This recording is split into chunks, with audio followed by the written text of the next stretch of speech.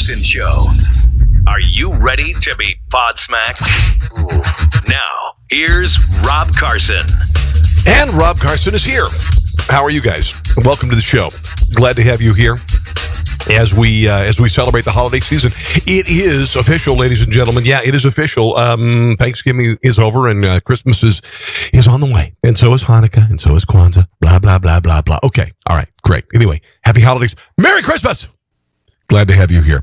For those of you who are joining me for the very first time, welcome to the show. Tonight you are going to expect a show that is filled with commentary, video clips, maybe a little comedy. How about that? Some wild stuff, too. I got some really interesting kind of off-the-wall stuff that I'm going to share with you in a little while, including a guy who paid to go on a hang gliding experience, and the hang gliding instructor failed to strap him in. Yeah, I've got video. Ooh, fortunately, it ended well. My God, look at my hair. I look like Joe Scarborough. Look at that spectacular. It's nice to be a guy who's, middle-aged and still have hair. It's kind of important to us. Anyway, glad to have you here. And if you're a prospective employer, enjoy the show. I want you to enjoy the show. Okay. So let's talk a little bit about the southern border and what's going on with the Migrant Caravan. And make no bones about it, it is an invasion of our country, and as much as you hate to say it, by all definitions, it is an invasion of the country. Sorry, it is not about immigration. It is not about coming to a port of entry like Ellis Island and applying for asylum. It's not. It is a bunch of people who've been made a lot of promises by political people, and I have a feeling George Soros is a part of this. And I don't doubt that Barack Obama was a part of this and still is a part of this, because it is about upsetting the balance of power in this country. That's what it's all about. That's what it's all about. Hey, put your left foot in the border and your right foot in the border and take it all about, and then get gassed by the Border Patrol agents, then run away. Probably not a very good song, but anyway, you know what I'm saying. It is an invasion. It is not about applying for asylum. It is about attacking a border wall. It is about trying to do it en masse and overrun the Border Patrol. It was turned back, by the way. I've got some footage I'm going to share with you very shortly, and also some people involved, including Border Patrol agents, who know this isn't about seeking asylum. This is about an overrun of the border by people who feel like they're entitled to do it. And I might also add, mostly made up of men, young men who want to come into the country. 600 known criminals in this round of the caravan, and they are willing to push women and children to the front of the line. So when tear gas comes from the Border Patrol agents who are concerned about their safety after rocks and bottles are being hurled at them, they can get the pictures they want. These are the same things that Al-Qaeda does. These are the same things that Hamas does. Push women and children to the front, surround Al-Qaeda strongholds with families, women and children. And I'm sorry, it is an apt analogy, because it's the same modus operandi, and it's pretty shameful, actually. And I saw CNN. They're like, we have no evidence of this. Well, videotape it then. If you don't, it's easy to see. Are they pushing women and children to the front? You've got your damned cameras there. Get the evidence. It's right there. But of course, there's a congressman saying that we're using chemical weapons on women and children. No, we're not. They used tear gas on people who were trying to overrun the border, and we were confronted by a group of people who would put women and children in harm's way. All right? It is not what Saddam Hussein did to the Kurds. It's absurd on the face of it to even say that. But you know what? This is what you get from the left. Absurdity, lies, exaggerations. San Diego Chief Border Patrol Agent Rodney Scott says that migrants have violently attempted to enter the U.S. They were pushing women and children to the front of the lines. That's just what he saw.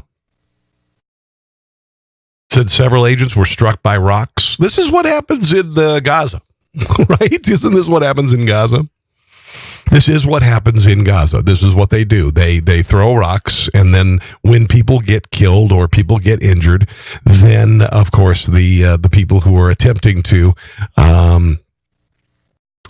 stop it are evil. But this is what happens in Gaza. They take little boys, go throw rocks at the Israelis, hurl rocks at them, and ultimately when the law and order prevails, somebody's going to get hurt because the people who are wearing the uniforms of whatever, they have to respond because they have children and families at home as well. Here they're responding with tear gas. But this is a tried and true strategy by radicals in the world. Now, they were legitimate, for instance, in China, you'll recall Tiananmen Square. They weren't hurling rocks and bottles at the Chinese authorities. They were just trying to express their desire for freedom, and they were crushed to death and washed into the sewers. That's what happened. Okay? This is a tried and true technique of the left to confront authorities, push women and children to the fore, and then hurl rocks and bottles. And if somebody gets killed, then that's collateral damage. Even if it's a child, it's collateral damage, and it's worth the political price. There's nothing extreme about that. It's the truth. Here is Rodney Scott talking about what's going on at the border, and he's right in the middle of it. He's not trying to politicize this. It's just what his people have to deal with. And they were helping provide overwatch, but they were not doing any law enforcement role. So at the outset of this interview, you took issue with the idea that these were people seeking asylum. The caravan, though, the 5,000 to 9,000, depending on which count you believe, that is in Tijuana right now, those are people coming to the border, as far as you know, for asylum, isn't it? I do not believe that is true. I believe there are definitely people in that group that are going to try to claim asylum. The vast majority of those Why are they still waving the flags of their native countries that they supposedly want to escape? Why are they still waving the flags of countries like Nicaragua? Why? Why, guys? Why are they not waving the American flag? Why are they not saying we want to live the American dream? This is so effing bogus. And if CNN was paying any attention and they were watching what's going on, they would see the flags of these countries that they're supposedly fleeing, that they need to escape. This is it's not a grassroots movement. It is a pure political AstroTurf movement created, and it started in the Obama administration. It did. It started in the Obama administration with DACA, and he attempted to pass PACA, parents of illegals, and 26 Republican governors sued the government, and so that had to end. These seeds were sown during the Obama administration. These seeds were sown in Central and South America. They were. And no telling what political money went into creating this caravan. But it is purely political. Are economic migrants, though. They do not meet the qualifications to get asylum here. They can still apply. That's a different issue. However, what I saw on the border yesterday was not people walking up to Border Patrol agents and asking to claim asylum. No. Matter of fact, one of the groups that I watched, one of the groups that actually several of them were arrested, they passed 10 or 15 marked Border Patrol units walking east to west, or west to east, I'm sorry. Numerous uniformed personnel as they were chanting, waving the Honduran flag, and throwing rocks at the agents. If they were truly asylum seekers, they would have just walked up with their hands up and surrendered. And that. Imagine that. And that's where this is purely political, purely guided by outside interests. I don't doubt it at all. Did not take place. What we understand has happened, and I'm not disputing that there are rocks being thrown, is that these are among the group that had been in Tijuana in that stadium, and they grew frustrated, they say, because they didn't believe their applications were being processed quickly enough. And so what do? You got to throw rocks at law enforcement officials. I mean, you get frustrated. I know that I get frustrated at home. I'm like, I see the phone bill, and I'm like, I just want to go to, Verizon and just hurl rocks at the people who work there. Now, I understand. So you don't do the asylum processing. That's not your job. However, let me ask you, if you Here's John Berman trying to basically morally equivocate rock throwing. think your job would be made easier by a smoother, a more streamlined, a quicker assimilation process. And by the way, we've been talking about this for years. We've been talking about a more smooth process for a variety of government applications, whether that be the FBI, whether that be the VA, whether that be the immigration process. And it never happens. You know why?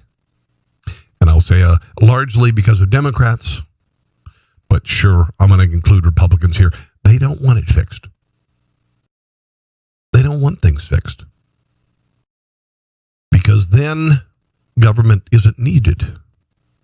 Then lawmakers aren't needed unless things are in a state of chaos and unfixed. So that's If you owned a business that was run by the IRS or like the IRS, don't you suppose you'd fix it? Or you'd go out of business? Don't you suppose? Not if you're the government. Because when you fix something, then lawmakers are no longer necessary. That's quite often a question. I believe there's a lot of issues with our current immigration policy, if you will, the laws. I think Congress is, we've made very clear to Congress what some of those fixes are. And they never fix it. I think they could step in at any point in time and make some legit legislative changes to help us out tremendously. But we're at capacity. So it doesn't matter what port you go to, where you're at. We are already arresting at 2,000 people a day. We're processing just at San Ysidro over 100,000 legitimate trade and travel every day, 100,000 people, if you will. Washington creates the problem and then feeds it off to people like this guy. Feeds it off to people like this guy. You deal with it. So any additional resources we assign to us to processing asylum seekers literally slows down the economy of the United States. It slows down people that legitimately cross back and forth across our borders, to include the international airports that many of you, I'm sure, fly in. We get complaints constantly about the lines as they are, and we just have limited resources. Okay, there you go. And it's the higher power. Higher power, it's a very poor thing to say, but it's the higher authorities in Washington, D.C. who make things difficult, and they pass it down the chain to people like that gentleman who have to deal with it. That's it, you know. Oh, by the way, real quick, see this right here? These are some of my original T-shirt designs. It's for T-shirts and onesies and laptop covers. I work with a guy named Sam Cangelosi. He's brilliant. He brings my designs to life. Make America Great Again. Hillary in 20, never. Okay. We've got Socialism Sucks. Everybody should know that by now, except for Alexandria Ocasio-Cortez. We'll get to that in a second. I Say Merry Christmas. Deal with it. Right there. Order them right there. tpublic.com/user/conservatives. For Christmas. Make America Bait Again with a fish is quite popular. Representative-elect Alexandria Ocasio-Cortez, who is dumb as a box of rocks without the rocks, posted a tweet on Sunday comparing the Migrant Caravan members attempting to illegally cross the U.S. to Jewish families fleeing persecutions during the Holocaust. I don't think that Jewish families fleeing the Holocaust hurled rocks and bottles at authorities of countries that wanted to get into. I could be wrong. She tweeted, if it wasn't for Jewish families fleeing Germany. No, here, let me read this. The migrants are no more different from the Jews, blah, blah, blah. Asking to be considered a refugee and applying for status isn't a crime. It wasn't for Jewish families fleeing Germany. It wasn't for targeted families fleeing Rwanda. It wasn't for communities fleeing war-torn Syria. And it isn't for those fleeing violence in Central America. So she is comparing the political movement created by the Obama administration and perpetuated by George Soros and others, and I believe that. I'm not bullcrapping you. I'm not here I'm not. There's evidence. Okay, there's evidence. DACA and PACA were created by policy. They were created by policy, and we couldn't get PACA through. Then we came up with this. Come on. Use common sense, folks. This is the next step. This is the next wave. This is the next thing to subvert those things that had failed. Now it's just a bum rush on the border. Let's see what we got here. Anna Navarro on CNN. I don't know Anna Navarro. Doesn't sound terribly bright. She, of course, wants to make everything about, even though these groups, and all you got to do is you just got to go to the border and watch these groups of immigrants push the women and children to the front of the line so they can be gassed and then make news footage, which Anna Navarro falls for. Here's Anna Navarro talking about a policy. U.S. needs an immigration policy that doesn't involve gassing children. This morning, Anna, did you find that to be a compelling answer from Chief Scott about the use of tear gas, which was essentially, look, our job is to protect the border. By the time they're here or through the fence, what are we supposed to do? And his claim was that most of the people storming the fence were men, not the women and children that we've seen in the pictures. Look, there are no easy answers here, and it's a very difficult situation, a very complicated situation. I don't find that Okay, she just avoided the crux of the question real quick. Here it is. I'm going to share the clip where an MSNBC, I believe it was MSNBC, a reporter said that it's mostly men down there. Here she is avoiding the question. Have a comprehensive answer for that problem, but a wall in and of itself strikes me as much more symbol than substance. You know, Anna Navarro, who was with us this morning, Anna, did you find that to be a compelling answer from Chief Scott about the use of tear gas, which was essentially, look, our job is to protect the border. By the time they're here or through the fence, what are we supposed to do? And his claim was that most of the people storming the fence were men, not the women and children that we've seen in the pictures. Look, there are no easy answers here, and skip the question. It's a very difficult situation, a very complicated situation. Most are. I don't find that a compelling answer. We have seen the images of the children and the women, and there has got to be a pragmatic and compassionate answer here that does not. What about the women who take their children here? Involve tear gassing children. That is not who America is. That is not what we do. But it is when children are used for things like this. Again, Hamas. Again, Al Qaeda. Using children like this, using women like this. Dear God in heaven. We don't. Do you honestly think the United States government would, as is, gas women and children? Just to gas women and children. Give me a gosh darn break. Honestly. I don't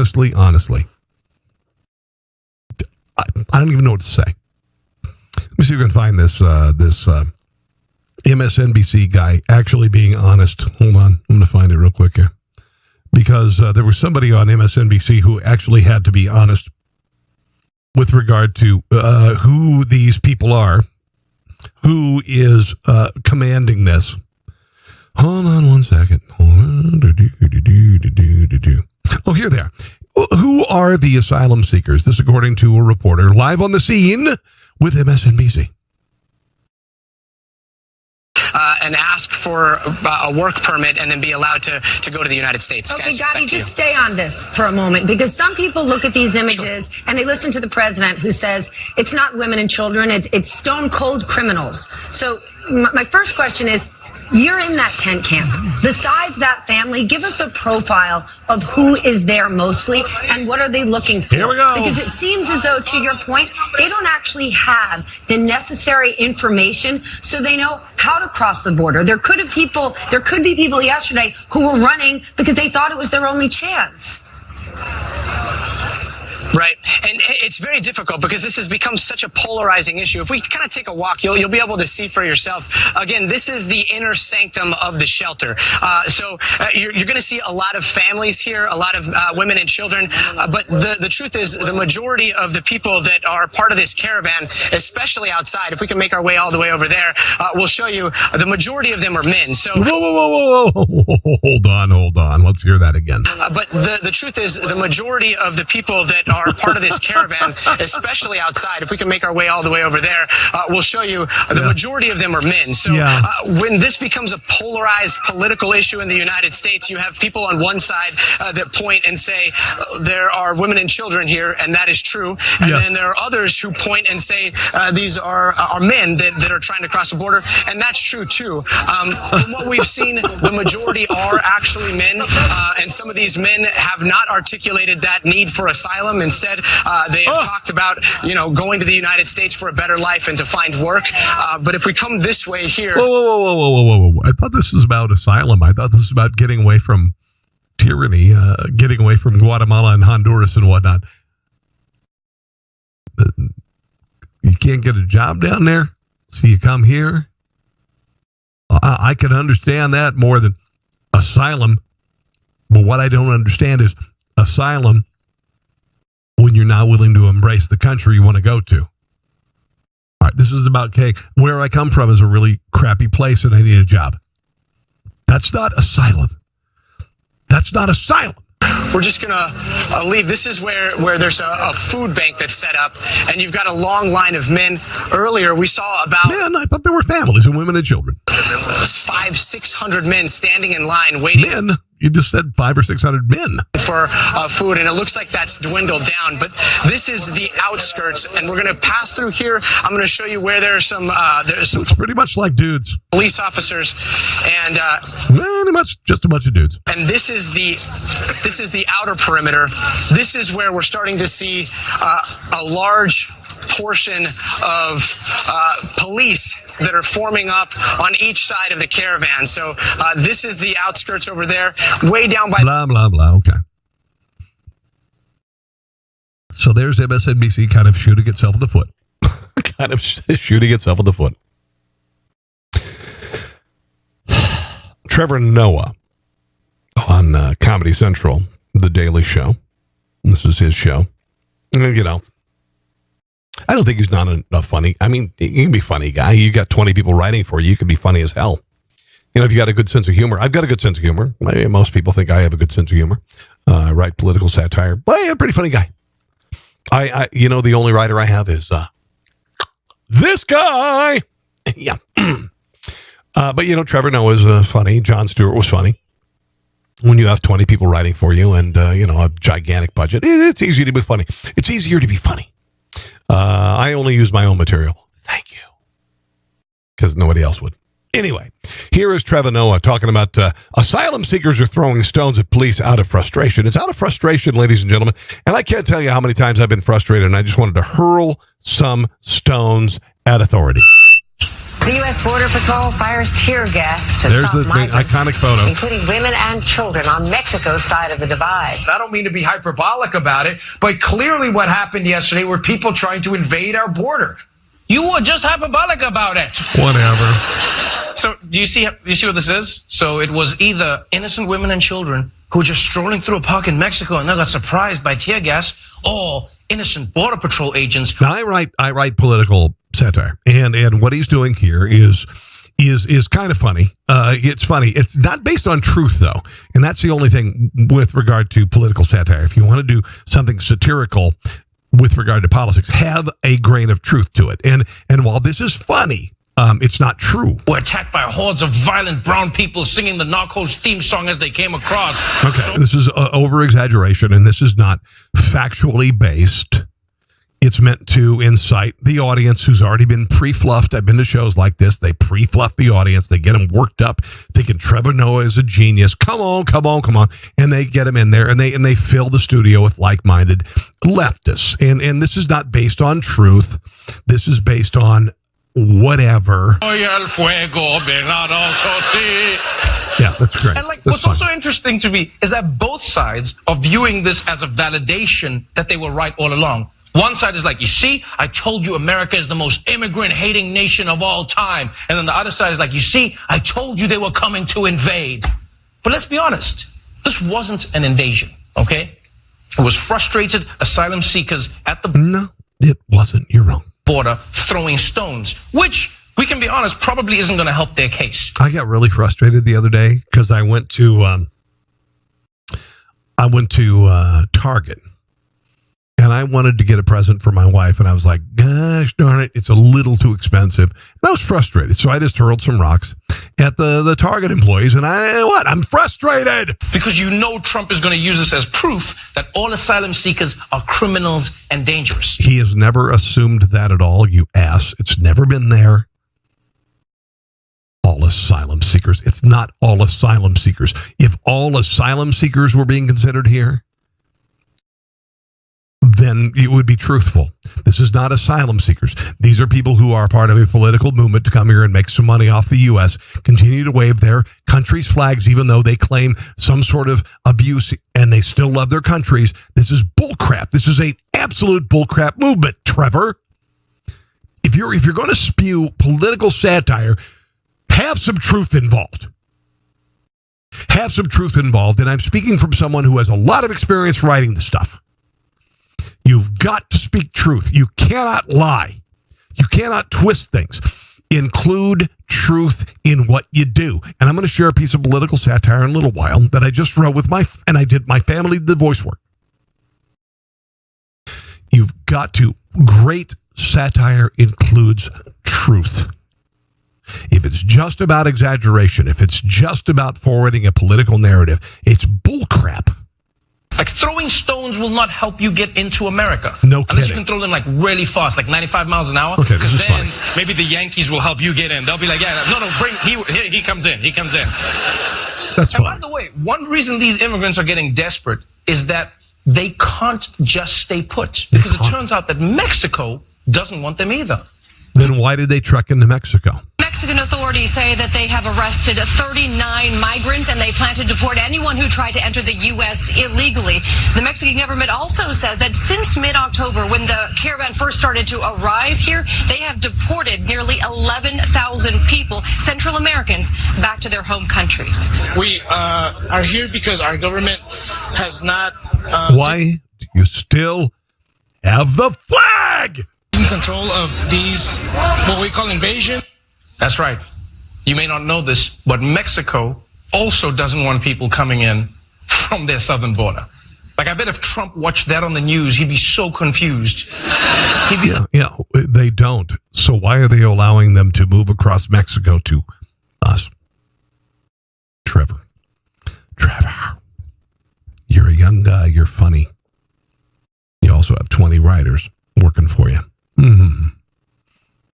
So, do you not believe that this is an invasion? Donald Trump, it seems like everything he does that, he's shredded. And then the truth comes out. Here's Donald Trump with Jim Acosta about a week and a half ago, talking about the invasion, which Donald Trump called an invasion, and rightly so.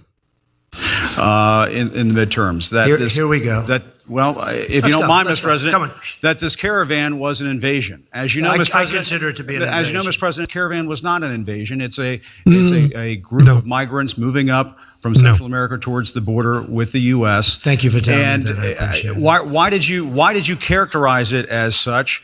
Because I consider it an invasion. You and I have a difference of opinion. But do you think that you demonized immigrants in this election to try to keep... I want them to come into the country, but they have to come in legally. They have to come in, Jim, through a process. We have 26 ports of entry. And I want people to come in, and we need the people. Your campaign... Wait. You know why we need the people, don't you? Because we have hundreds of companies moving in. We need the people. They're hundreds of miles away, though. They're hundreds and hundreds of miles away. That's not an invasion. Honestly, miles away. That's not an invasion. Honestly, I think you should. An invasion starts somewhere. I do believe that the invasion of France by Germany started over here. Did it not become an invasion until they hit the border? I suppose. But I don't think that the President de France looked at the German approach and said, oh, it's not an invasion. There's nothing to see here. Let me run the country. You run CNN. Yes, I compared them. Yeah, I'm not talking about who they are. Blah, blah, blah, blah, blah. I'm talking about a sovereign border being invaded by no matter whom. All right. And if you did it well, your ratings would be much better. If I may ask one other question, Mr. President. I was going to ask one of the other folks. That's enough. Pardon me, ma'am. Mr. President. Okay, this is where it got ugly. And this is why Jim Acosta was told to goodbye. Let's move on to other things, shall we? How about that? How about that GM? I remember when Barack Obama, during the campaign, 2016, was it 16? GM is alive and Osama Bin Laden is dead. I think I heard Joe Biden say that a number of times because of the Barack Obama administration. GM is alive and Osama Bin Laden is dead because the government bailed out GM. I got some bad news for you, kids. GM's business model sucks. Okay. They're going to cut 14,000 jobs. They're going to cut several factories, reduce its salaried workforce by 15%, more than 14,000 employees. Reduction is part of a massive restructuring that will cost $3.8 billion. This is what happens when you have a failed business model and you rely on government to bail you out. I do believe that Lee Iacocca and the government did this for Chrysler years ago when they were making absolute crap cars. United Auto Workers vowed to use every legal, contractual, and collective bargaining avenue to fight the changes. Apparently, they're shutting down factories in Canada as well. I don't know what GM's problem is. I've been to other dealerships that have GM products, and I see Camaros costing $80,000, and I see pickup trucks that cost $75,000, and I go, really? I see a pickup truck for $70,000 or $75,000, really?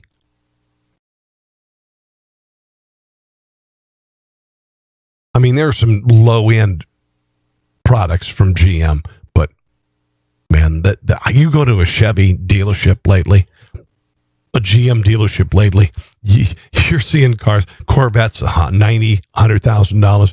You're seeing pickup trucks, $70,000, $80,000. Really? GMC Yukons, I'm not kidding. I've been there. I work at a Toyota dealership. That's what I'm doing right now. Hendrick Toyota in Merriam, Kansas. The only $80,000 car is a Toyota Land Cruiser, and it's worth every effing penny of it because it's going to last you. It's guaranteed to last you to 25 to 30 freaking years. Right?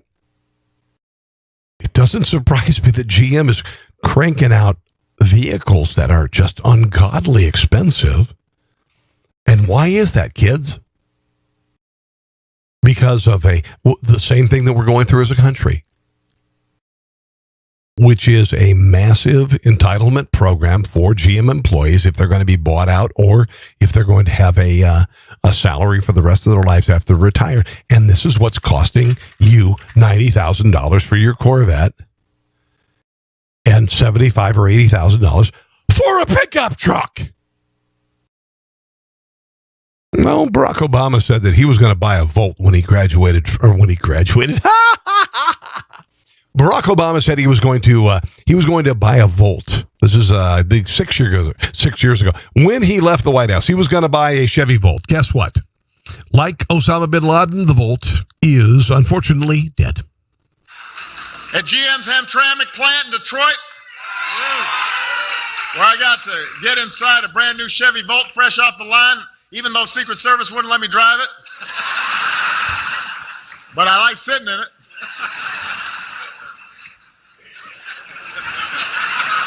It was nice. I bet it drives real good. And 5 years from now, when I'm not president anymore, I'll buy one and drive it myself.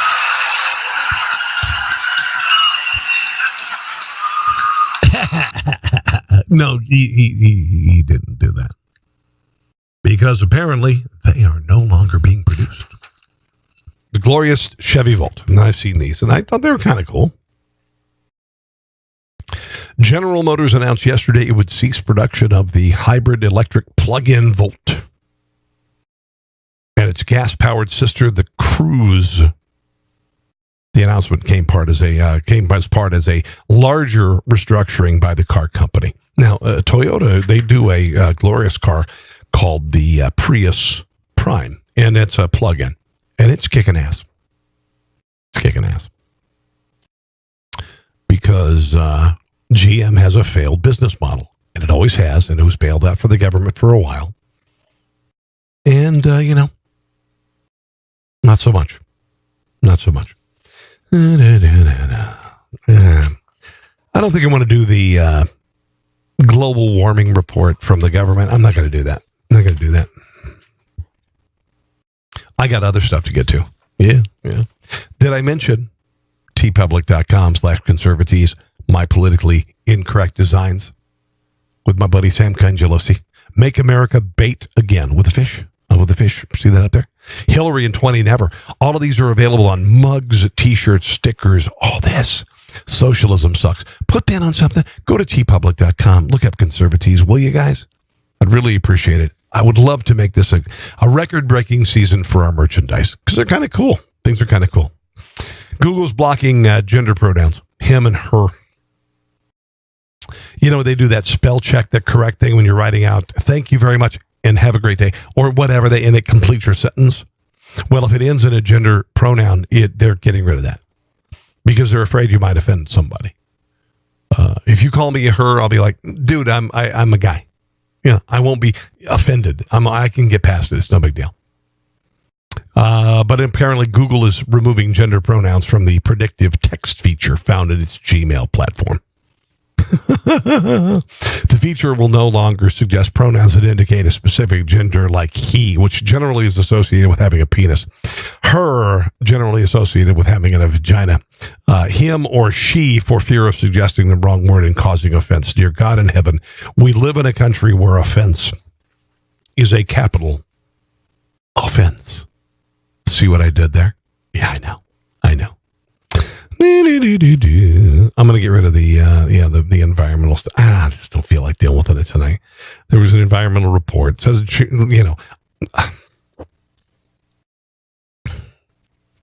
global warming ceased to stop happening.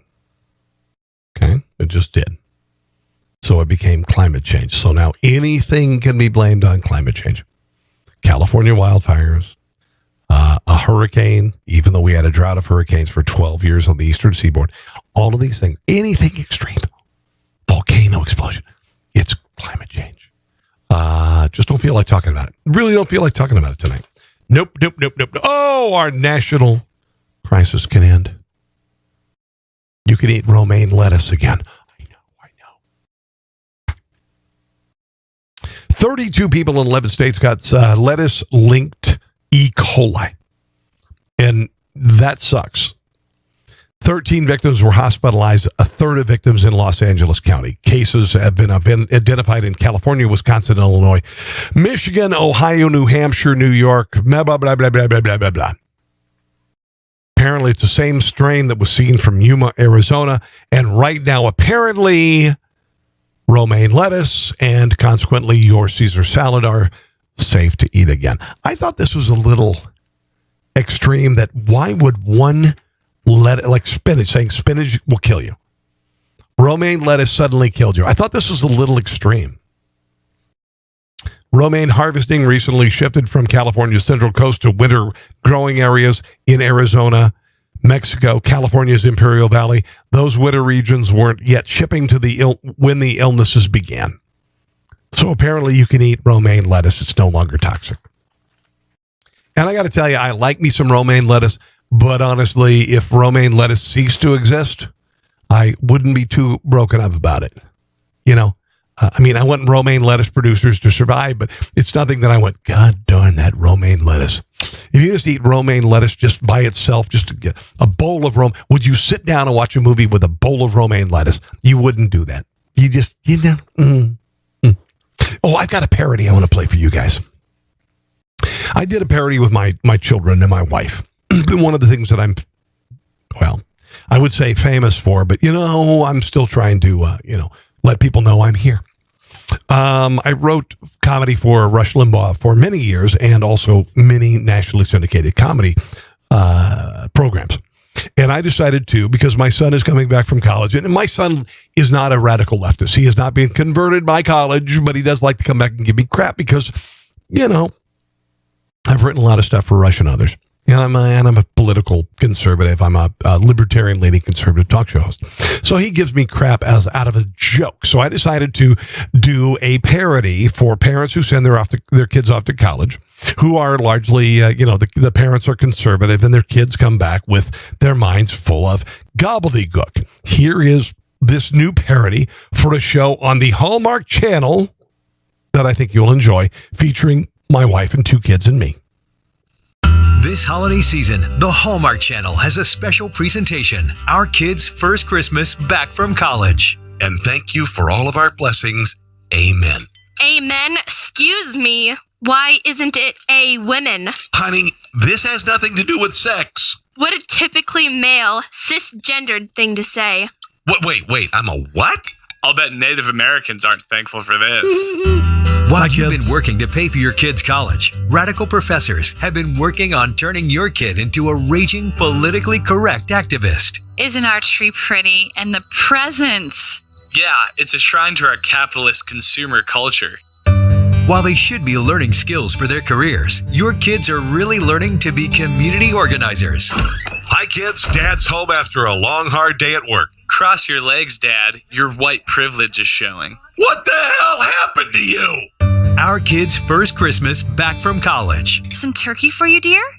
Yeah, right, with a side of animal cruelty. Our Kids' First Christmas Back from College. This Christmas on... Hey, not everyone celebrates Christmas. Oh, yeah, sorry. This non-denominational, cruelty-free, non-binary holiday season on the Hallmark Channel. Okay. Now, see, that is political satire. That is political satire. Noah. Trevor Noah. That's political satire. It makes a point with truth. With truth. And it does. If you want to check that out, it'll be on SoundCloud.com. Look for Rob Carson Show. Students at a private university in New Jersey can no longer eat Chick-fil-A. Rider University removed the restaurant from a survey of dining options based on the company's record, widely perceived to be opposition to the LGBTQ community, meaning that they have biblical approaches toward marriage, and they close on Sundays. Not a big surprise. These kids are brainwashed. 2 more stories here. A couple more stories here.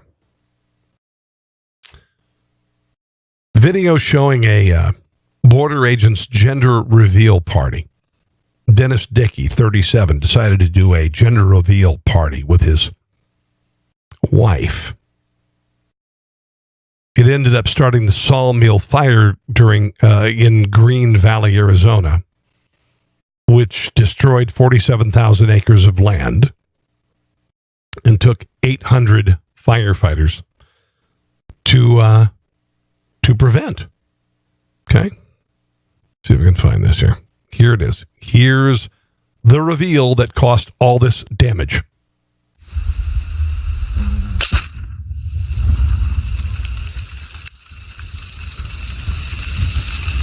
Uh-oh.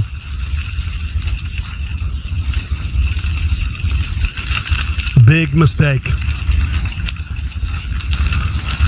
Big mistake. Listen.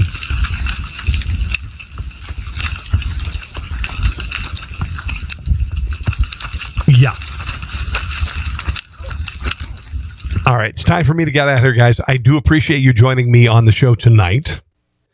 If you would please share on social media, order tpublic.com/conservatees I hope you enjoyed the show. Also, continue to support LibertyOneTV.com. All right. In the meantime, God bless you. Have a Merry Christmas, Happy Hanukkah, Happy Kwanzaa, and all that stuff. And I will see you again soon. Thanks for listening to The Rob Carson Show. Friend him on Facebook at Carson Show, on Twitter at Rob Carson, and on Instagram, I think Facebook and Twitter are enough for now.